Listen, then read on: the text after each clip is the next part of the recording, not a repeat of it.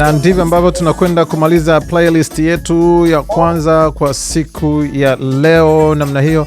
Wanavyosema naitwa Mobelo Bandio na hii ni Dondoo na Reggae. Wakati tunamaliza playlist hii katika plot ya kwanza Dondoo na Reggae, na kukumbusha kuwa tunaweza kusikia kutoka kwako. Tumependa kufanya hivyo. Kumbuka tuna nguzo tatu hapa: kuelimisha, kuburudisha na kushirikisha. Tayari tumeelimishana hapa, burudani kidogo kutoka katika muziki wa reggae, lakini tunataka kusikia kutoka kwako ambao ni sehemu ya tatu, kushirikisha. Tembelea social media, Instagram, Facebook, X kama Kwanza Production na Mutwiba, lakini pia katika LinkedIn inapatikana kama Mobelo Bandio. Tunaingia katika plot ya pili, ndio ambapo sasa nitakwenda kuongea na mgeni wangu wa pili. Karibuni sana kwenye plot hii, na tunasema Love and Life Beyond Epilepsy ndicho ambacho tunakwenda kuzungumza hivi sasa.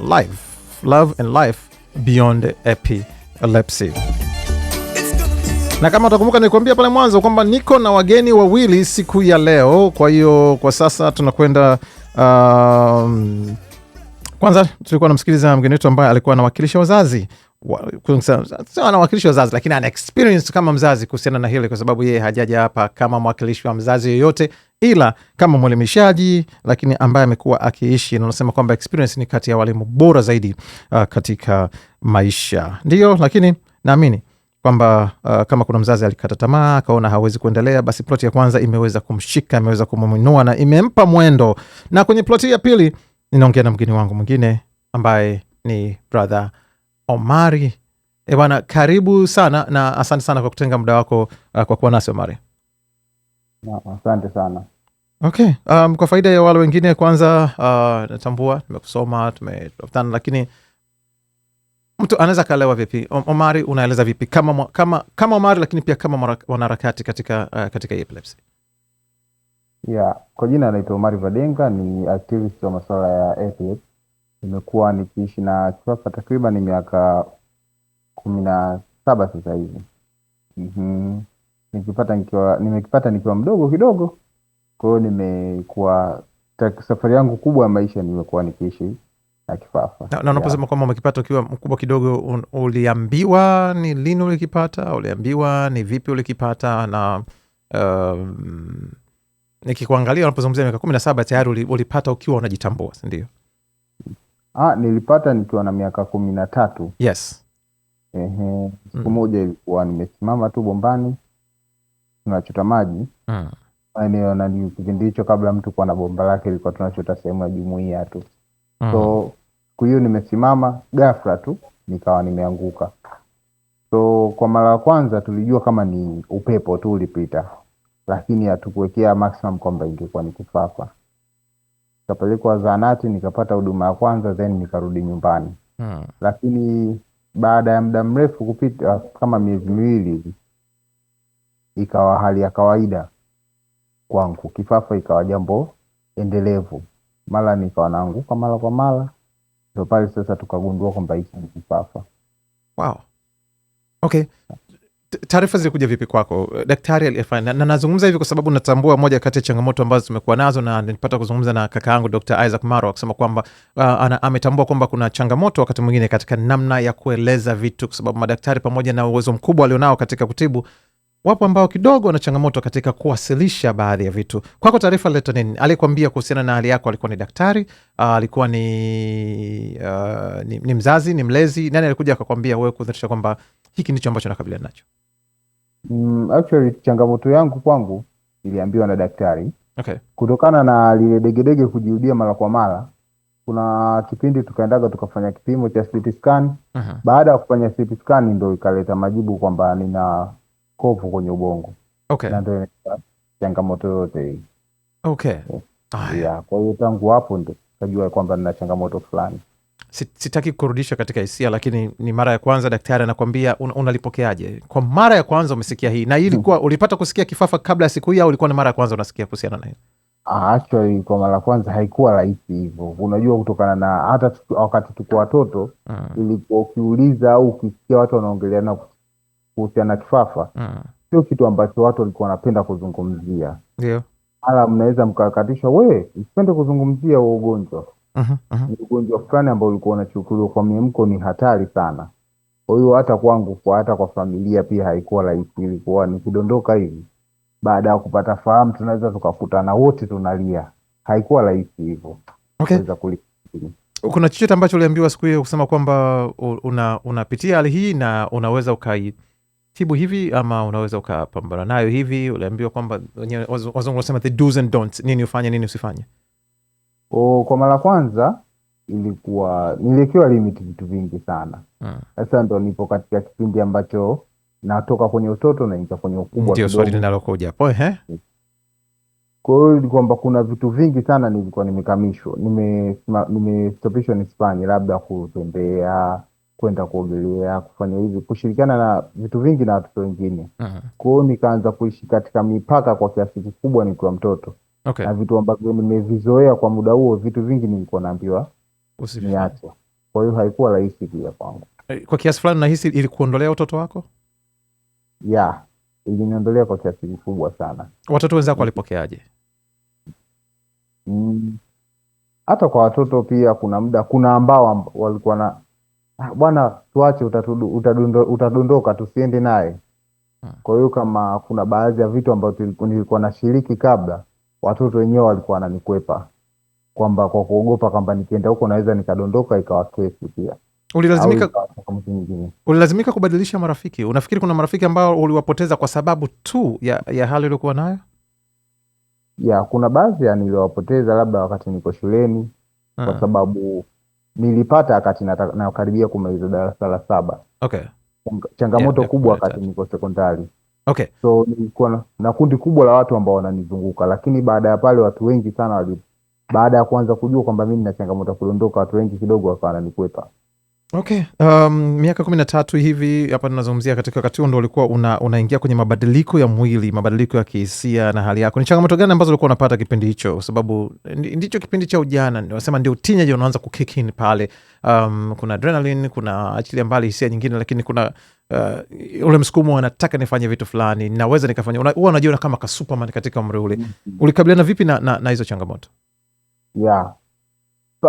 Ni kweli kama kuna kipindi ilikuwa muda, naweza kusema kama nilikuwa kwenye kifungo, basi ni muda ule, kwa sababu unakuwa na hamu au unatamani kufanya vitu vingi vikubwa. Lakini kwa hali yako, wewe hapana, usifanye hichi, hatari kwako. Nilikuwa katika mazingira fulani ya kuchungwa sana au ya kukingwa sana, ambao ndio naweza kusema sio ya kunijenga, lakini ilikuwa ya kunibana zaidi, ili kuondoa hofu kwa wengine. Miaka 17 baadaye, sasa hivi tunazungumzia mtu mzima sasa hivi. Swali ni kwamba uko kwenye mahusiano, na kama ndio, je, umewahi kuhisi kuwa ni vigumu kumweleza mpenzi wako kuhusiana na hali yako, na kama hapana, ni kwa nini?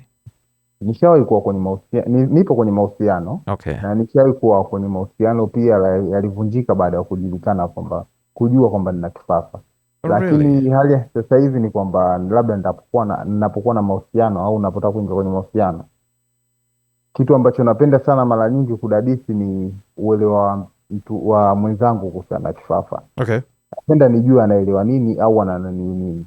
Alafu then ndo mimi naanza kumuingizia na niliza kwangu kwamba vipi, alafu baadaye naweza nikamuuliza swali, naweza likawa kama joke au kama userious fulani, kwamba inakuwaje kama mimi ndo nina kifafa.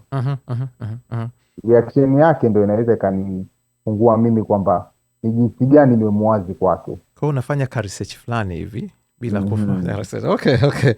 Unadhani mtu anatakiwa kujua nini kuhusu hali yako, au unachagua nani wa kujua na nani hatakiwi kujua? Na nazungumza hivi kwa sababu hata mimi ni miongoni mwa wale watu ambao siamini kama kila mtu anatakiwa kujua kila kitu kunihusu.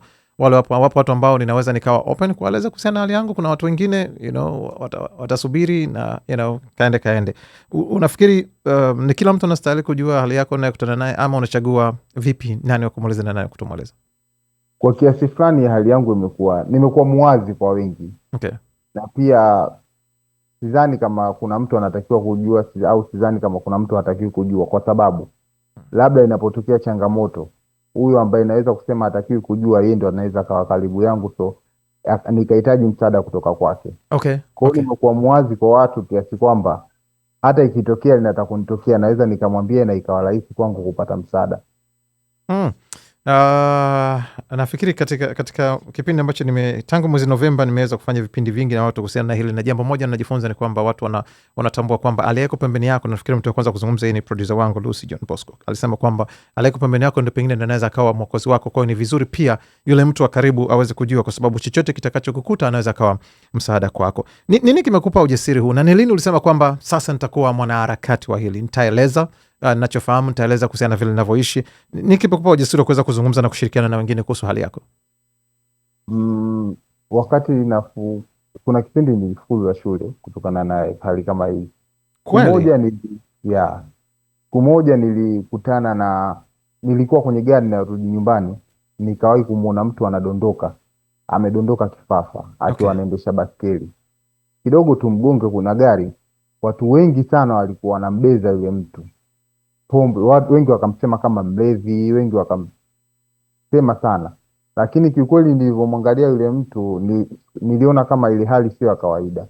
It seems like inafanana kama na hali yangu nilikuwa nadondoka, japokuwa sijawahi kujiona, ila kutokana na maelezo nilikuwa nasikia kwa watu nilihisi mbona haifanani na ulezi, mbona kama udondokaji wake ni tofauti.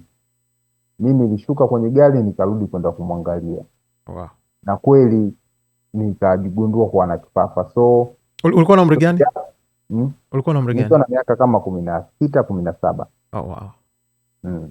So story yake ya kifafa iliniumiza kwa namna moja au nyingine.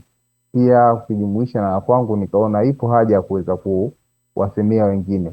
Kwangu ugonjwa kifafa sio tu kama ugonjwa, bali imekuwa kama ni njia ya kuweza kuwasaidia wengine kuweza kujua changamoto zao. Wow. Okay. Naitwa Mbelo Bandio, niko na Omari Vandenga, anazungumzia kuhusiana na mambo mbalimbali tumeweza kumjua, lakini kama nilivyosema katika playlist ya pili ama katika plot ya pili tunazungumzia Love and Life Beyond Epilepsy, na ni kitu ambacho ameweza kukizungumzia. Tumeweza kupata historia ya yeye mwenyewe jinsi ambavyo amekuwa, lakini pia ametueleza namna ambavyo ameweza kuingia katika harakati na kuweza kuwa wazi na ujasiri ambao aliweza kupata kuweza kuzungumzia kuhusiana na hili. Lakini changamoto ziko nyingi, na pengine ni sehemu ambayo tunatakiwa kugusa katika swala la elimishaji. Unapoona mtu anaweza akapoteza nafasi ya masomo kwa sababu hii, na imeshatukuta watu katika adhi mbalimbali. Na mimi na story kidogo kama hiyo, lakini katika upande mwingine ambapo changamoto shuleni, ambapo kuna shule haziweki mazingira za mtu anapokuwa ana changamoto ya aina fulani, na kinachofanyika ni nini? Unatumwa nyumbani badala ya kupata msaada, na hii imekuwa ni changamoto kwa baadhi ya watu. Tunachoshukuru ni kwamba baadhi ya watu akiwemo Omari ameweza kuitoa hali hiyo kutoka kwenye changamoto kwenda kuwa fursa ya kuweza kuwasaidia watu wengine, na hilo kwetu ni jambo la kushukuru sana. Tunaingia katika playlist ya pili. True love sees beyond limitation and embraces the soul, ndio ambayo tunapenda nayo katika sehemu hii.